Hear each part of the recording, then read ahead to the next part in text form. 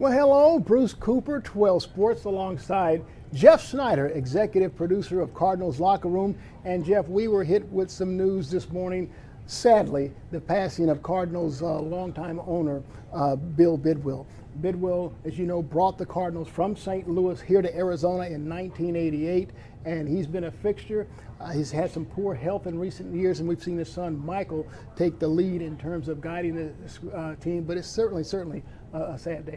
And I think that our viewers and the people watching us now on Facebook, probably some of them don't even know what Bill Bidwill's contribution was to the Cardinals coming to Arizona. So take us through that 87 season, the last one in St. Louis before they came out here to the desert. Well, Mark Curtis and one of our photographers at the time, Jim Escobedo, they flew to St. Louis for the Cardinals' final home game in St. Louis. They want to get reaction from Cardinal players, from St. Louis fans about losing their franchise to Arizona.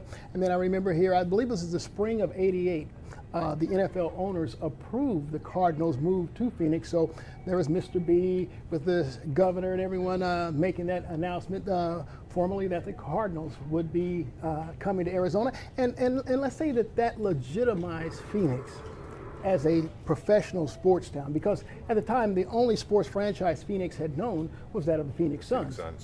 And so by bringing a heavy-hitting franchise like the Cardinals of the NFL to Phoenix, I certainly made Phoenix a big sports town. And when they first moved here, they played their games at Sun Devil Stadium. What was that like? Well, you know, let me tell you, when they came here, Jeff, there was a big fight. I mean, fans were in a big tizzy because some didn't get the opportunity to become season ticket owners. I mean, the Cardinals had this personal seat licensing thing that was taking place, and so there's a big lawsuit because people couldn't get tickets. So there was a very genuine excitement about NFL in Phoenix and the Cardinals being here. And I remember that very first year, there were the Arizona Cardinals with Neil Lomax at quarterback. I remember Roy Green and J.T. Smith, the wide receivers, Earl Farrell and Stump Mitchell, running backs. They had a very good team. Here they were, 11 games into their initial season here in Phoenix, 7 wins, 4 losses, tied with the Giants and the Eagles for first place in the East. Well, Neil Lomax hurt his hip. That he was done, and so were the Cardinals that season. They wound up finishing 7-9, and they really didn't put together another winning season until 1998, when they actually became a playoff team and went to Dallas and beat the mighty Dallas Cowboys in Dallas with the triplets, Emmett, Troy, and Michael. How about that? You know, a lot of fans probably don't remember the fact that the Cardinals were in the NFC East. I mean, you know, until realignment happened, they were actually in the East, and they would have to go out to Philly and Washington and to the Giants at least once a year and make a road trip out there. Oh, they did, and I was making those long flights out there for those games. But let me tell you something about Mr. B. You know, he kind of kept to himself a lot. But I tell you what, you know, the weekly coaches press conferences on Monday. Well. Mr. B would meet myself and Gil Tyree. He was more interested in telling Gil Tyree this because he had a joke every week. And Gil would just, Gil would just double over in laughter with it. And Mr. B just got the biggest kick out of it. So he would laugh more at Gil laughing at his joke than he would about the joke that he just told. And so he would, every week, he'd look forward to that. And so that's my greatest memory of Mr. B being, you know, someone other than an owner. You know, you see him outside of being an owner, as executive, and so I'm telling you what, even on game days at Sun Devil Stadium sometimes for the home games, if he happened to see us in the lunchroom, Gil or myself, he'd come over with a joke. He always had a joke ready, Mr. B. Now, it came a point, obviously, sitting in Sun Devil Stadium in the heat and things like that, where the team had to have its own identity and had to have its own stadium. How instrumental was Mr. B in terms of getting that stadium in Glendale?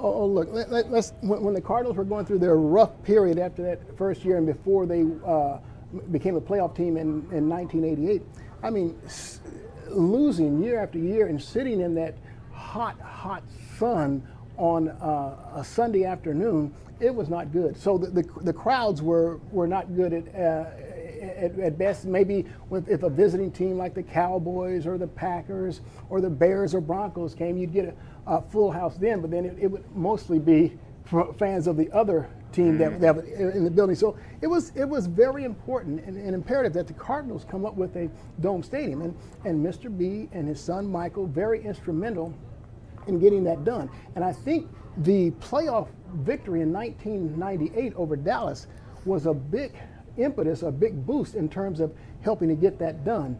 And so, I think the shovel went in the ground in Glendale in 2003, and there you have it in 2006. State Farm Stadium went up, and there's been a sellout every home game since. And you can't downplay Mr. B's influence in getting Super Bowl 30. I believe it was 30 here to Phoenix. It was still remember I was at that game. It was the Steelers and the Dallas Cowboys. Larry Brown intercepting Neil O'Donnell for a game-clinching touchdown there. And so obviously the Cardinals have hosted 2 Super Bowls since then, but he was very instrumental in all of that. And how, originally I think when they first came here, they were the Phoenix Cardinals, and then I think the fans wanted them to change the name to the Arizona Cardinals, and there was a lot of lobbying for that. And look, he acquiesced to the fans there. He said, okay, we're going to embrace the entire state. I think he even had a caravan that went up to northern Arizona and down to southern Arizona in Tucson to make that announcement as well. And so, he made that. But let me tell you this. They still do that today, by the way. They go all over the state before season starts. But Mr. B was a pioneer in minority hiring, if you will.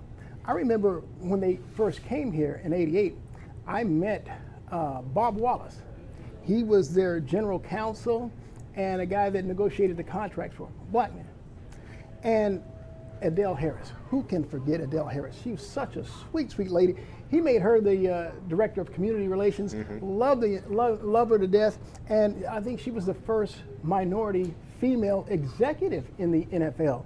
And then there was Rod Graves.